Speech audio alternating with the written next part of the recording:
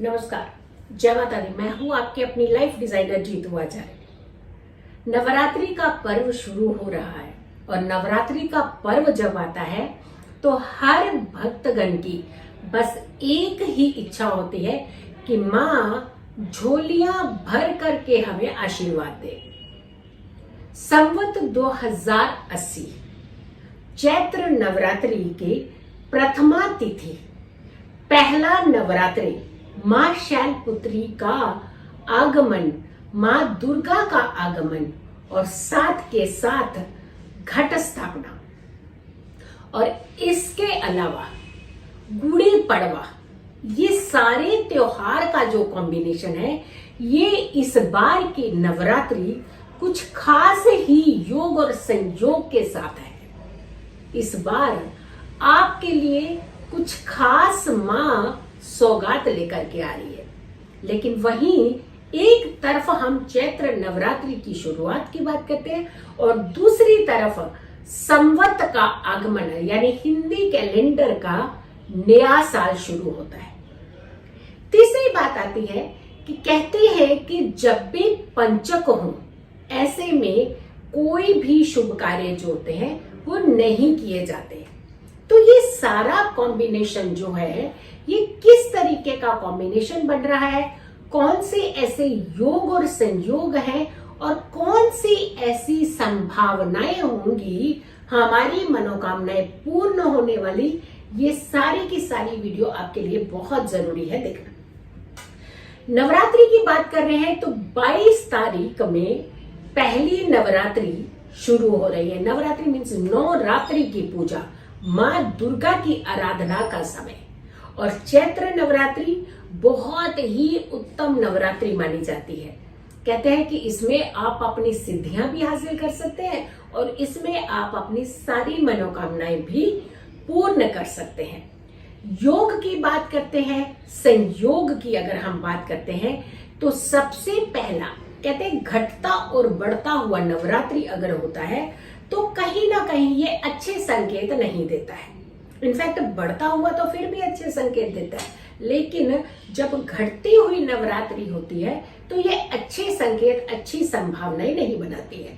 लेकिन इस बार अगर हम नवरात्रि की बात करें तो पूरी नवरात्रि यानी 9 रात्रि, पूरे 9 दिन तक नवरात्रि है और पूरे 9 दिन माँ की आराधना के लिए बहुत ही उत्तम माने जाते हैं। और सबसे अच्छी योग और संयोग की बात करते हैं। इस बार जो योग बन रहे हैं वो बहुत ही अच्छे योग बन रहे हैं, ब्रह्म योग और शुक्ल योग, और इसके बाद ही शुरुआत हो जाएगी इंद्र योग की। यानी शुक्ल योग में नवरात्रि आना और साथ के साथ ब्रह्म योग बनना, ये कहीं ना कहीं एक अच्छे संकेत देता हुआ नजर आ रहा है। तो माँ की आराधना में किसी तरीके की कोई चूक नहीं होनी चाहिए। 22 तारीख में शुरुआत होने वाली नवरात्रि की ये पूरे 9 दिन 9 रातों तक इनकी पूजा की जाएगी और माँ की आराधना से आप अपने सारे कष्टों का निवारण पा सकते हैं। 9 रात्रि की हम बहुत सारी वीडियो और भी निकालेंगे और भी बहुत सारे वीडियोस बताएंगे। कुछ खास विलक्षण विधियां हैं इस बार, कुछ खास संकेत होने वाले हैं। किस तरीके के संकेत से आपने क्या पहचानना है कि कैसे आपकी जिंदगी में आपको माता रानी क्या देने वाली है, तो ये वीडियो भी आप जरूर देखिएगा, मेरी नेक्स्ट वीडियो होगी। लेकिन जब हम योग और संयोग की बात करते हैं तो जब नवरात्रि शुरू हो रही है तो आपको कुछ खास करके ध्यान रखने की जरूरत है। एक सबसे पहला ध्यान रखना है कि अपने घर को स्वच्छ करें। स्वच्छ, वैसे तो घर हमारे स्वच्छ ही होते हैं, लेकिन स्वच्छता की बात ये नहीं है कि आपने सिर्फ सफाई कर दी और सफाई कर दी आपने दीवारों की, फैन झाड़ लिए, चीजें साफ कर ली। नहीं, अपनी अंतरात्मा की सफाई बहुत ज्यादा जरूरी होती है। कोई द्वेष नहीं रखना, किसी तरीके का मल नहीं रखना अपने दिलों के अंदर, किसी तरीके का कोई भी किसी दूसरे को सताने का ये मन के अंदर, दिलों के अंदर खाबो ख्याल भी नहीं होना चाहिए। तो तो जब हम इन चीजों की इस क्लटर को साफ करते हैं तभी हम अपनी भक्ति में पूरी तरह से लीन होते हैं। क्योंकि जब आप किसी दूसरे के प्रति द्वेष नहीं रखते हैं तभी आप अपना मन जो है वो माँ की भक्ति में लगा सकते हैं।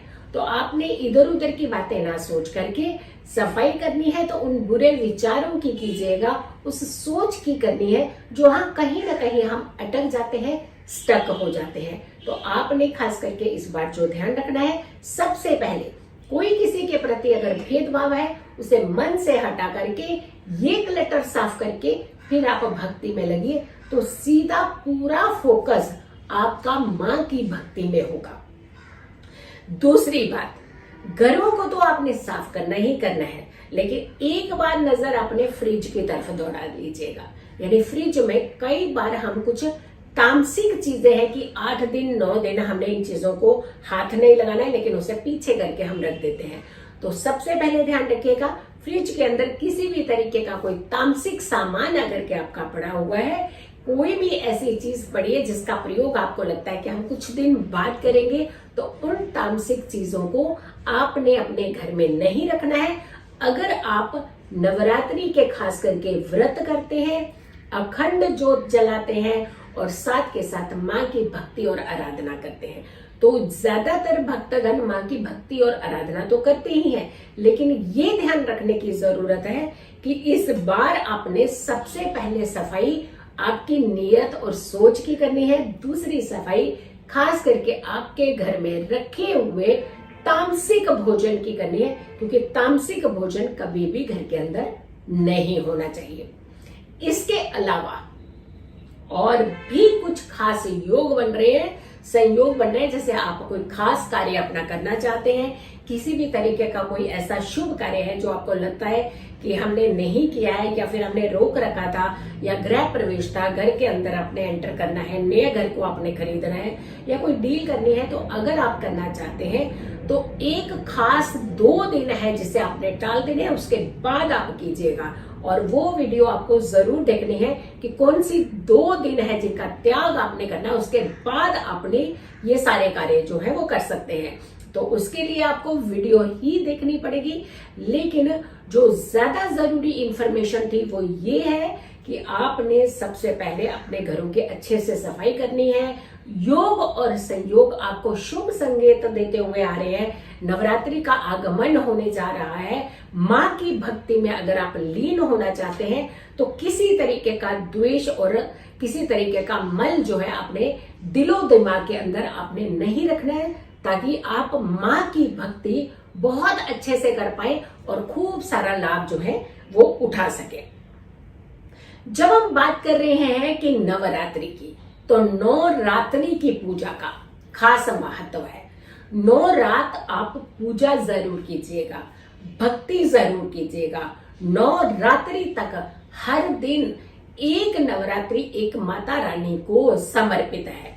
तो आप 9 देवियों की पूजा, हर दिन एक देवी की पूजा, लेकिन वहीं दूसरी तरफ माँ दुर्गा की आराधना, माँ दुर्गा के मंत्र का जाप आप जरूर कीजिएगा। जैसे पहले दिन आप माँ शैलपुत्री की आराधना करते हैं, उसके साथ माँ दुर्गा के कुछ मंत्रों का जाप आप जरूर कीजिएगा।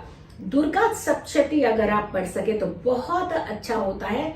दुर्गा सप्तशती के पूरे श्लोक अगर आप पढ़ सके तो ये आपके लिए बहुत उत्तम फल देते हैं। नवरात्रि के व्रत अगर आप रखते हैं तो बहुत अच्छी बात है। अगर आप नहीं रख पाते हैं तो माँ की भक्ति जरूर कीजिएगा। रात्रि का जागरण कुछ समय के लिए संकल्पित होकर के, यानी जैसे आप एक दिन संकल्प ले लीजिए कि मैं रात के 11 बजे तक जागरण जरूर कर। अगर आप 9 बजे सोते हैं तो 11 बजे तक जागने का मतलब 2 घंटे का संकल्प आपने लिया है। हर दिन 2 घंटे आपने माँ भक्ति की लगाने हैं और माँ को समर्पित करने हैं। तो ये भी ऐसा करने से भी आपको पूर्ण फल मिलता है। आपकी भक्ति का आपको पूर्ण फल मिलता है नवरात्रि के व्रत रखने का। तो यहाँ पर भी आपने माँ की भक्ति में लीन होकर के अपने सारी मनोकामनाएं जो है माँ से पूर्ण करवा सकते हैं। तो योग और संयोग की नवरात्रि है, तो आपने लाभ जरूर उठाइएगा और इस वीडियो को बहुत सारे लोगों तक जरूर शेयर कीजिएगा। अगर चैनल सब्सक्राइब नहीं किया है तो जरूर कीजिए, वीडियो शेयर कीजिए। मेरी आने वाली हर वीडियो का आप इंतजार जरूर करें। तब तक के लिए नमस्कार, जय माता दी।